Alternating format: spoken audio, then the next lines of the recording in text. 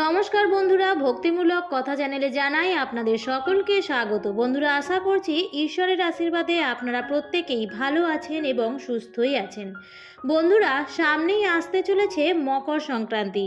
নতুন বছর 2026 সালের মকর সংক্রান্তি হিন্দু ধর্মের প্রথম বড় উৎসব হিসেবে উদযাপিত হবে।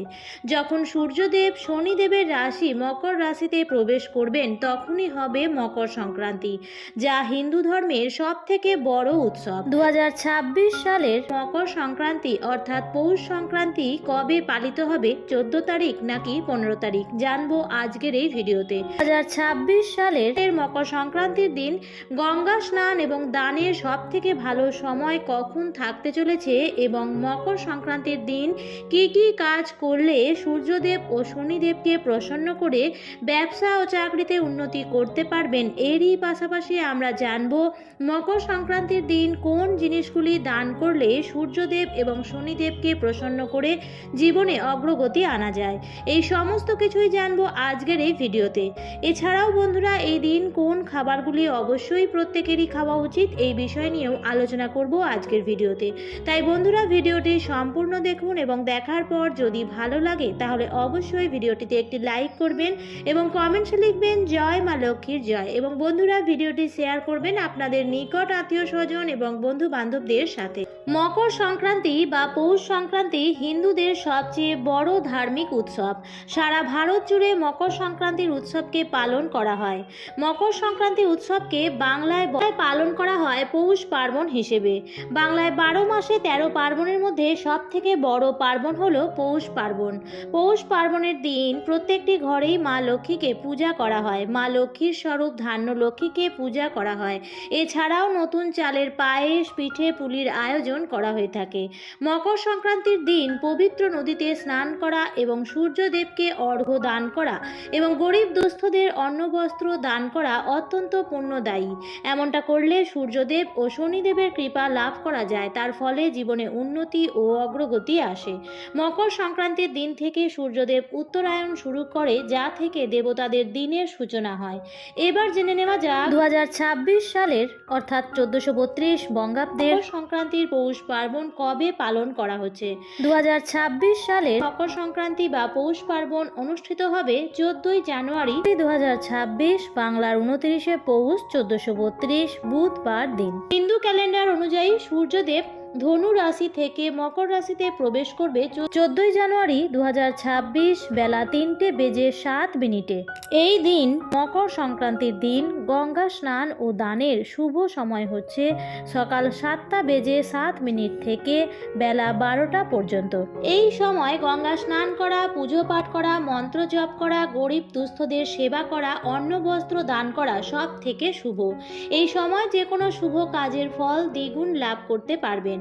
বন্ধুরা, মকর সংক্রান্তির দিন সব থেকে গুরুত্বপূর্ণ 3টি কাজ হলো গঙ্গা স্নান করা, দান করা এবং পূজা পাঠ করা। মকর সংক্রান্তির দিন শ্রী শ্রী সত্যনারায়ণ পুজোর সব থেকে শুভ সময় হচ্ছে 14 জানুয়ারি বুধবার বিকেল 3:13 থেকে বিকেল 4:58 পর্যন্ত। এছাড়াও এই সময় পুজো, স্নান ও দানের জন্য অত্যন্ত শুভ। 14 জানুয়ারি মকর সংক্রান্তির দিন একাধিক শুভ যোগ রয়েছে, তাই একাধিক শুভ যোগ থাকার কারণে এই দিনটি অত্যন্ত গুরুত্বপূর্ণ। তাই বন্ধুরা, ঘুমন্ত ভাগ্যকে জাগিয়ে তোলার জন্য আগামী বুধবার মকর সংক্রান্তির দিন এই খাবারটি অবশ্যই খাবেন, তাহলে কিন্তু সারা বছর ধরে অর্থ আগমনের পথ প্রশস্ত থাকবে। হ্যাঁ বন্ধুরা, একেবারে ঠিক শুনেছেন। আপনি যদি এই মকর সংক্রান্তির দিন এই খাবারটি খেতে পারেন তাহলে মা লক্ষ্মীর কৃপায় আপনি এবং আপনার পরিবার রাজার হালে থাকতে পারবেন।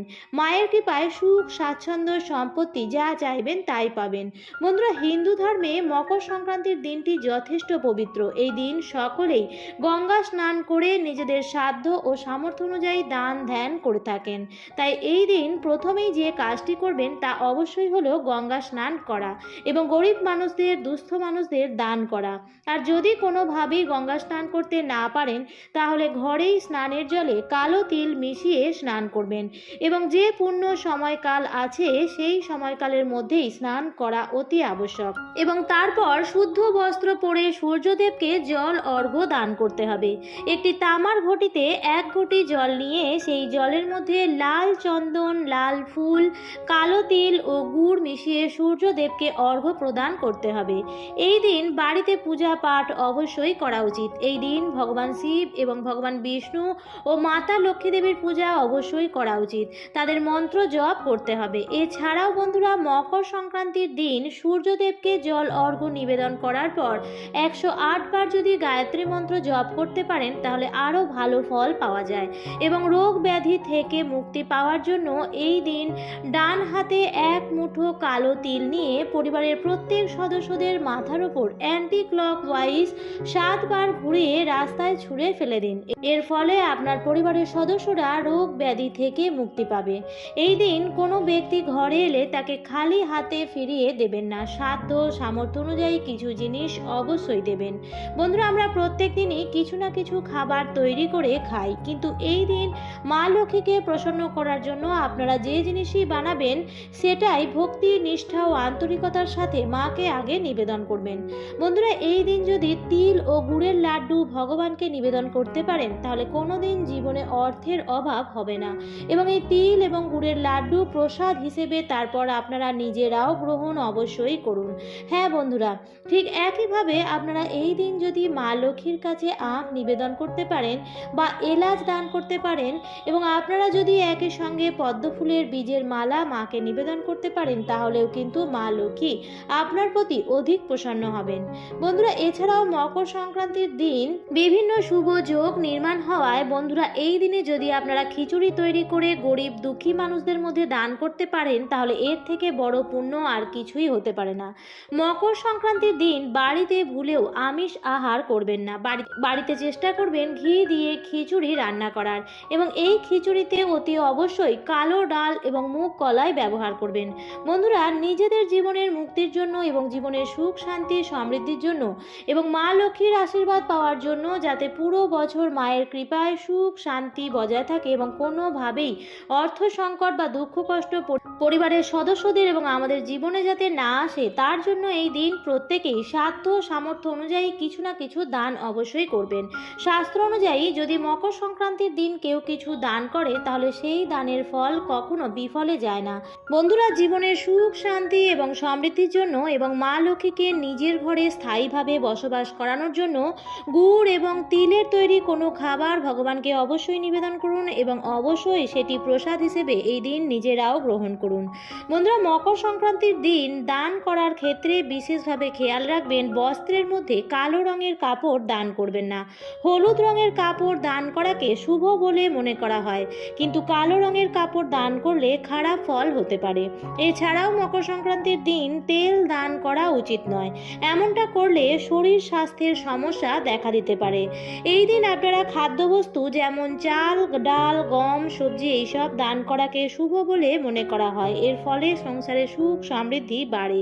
এছাড়াও গুড় এবং কালো তিল দান করা খুবই শুভ। এর ফলে জন্মছকে কোনো দোষ থাকলে অথবা পিতৃদোষ থেকেও মুক্তি পাওয়া যায় এবং মা লক্ষ্মীর কৃপা দৃষ্টি প্রাপ্তি হয়। তবে মকর সংক্রান্তির দিন দান করবেন সূর্যোদয়ের পর থেকে এবং সূর্যাস্তের ঠিক আগে পর্যন্ত করা উচিত।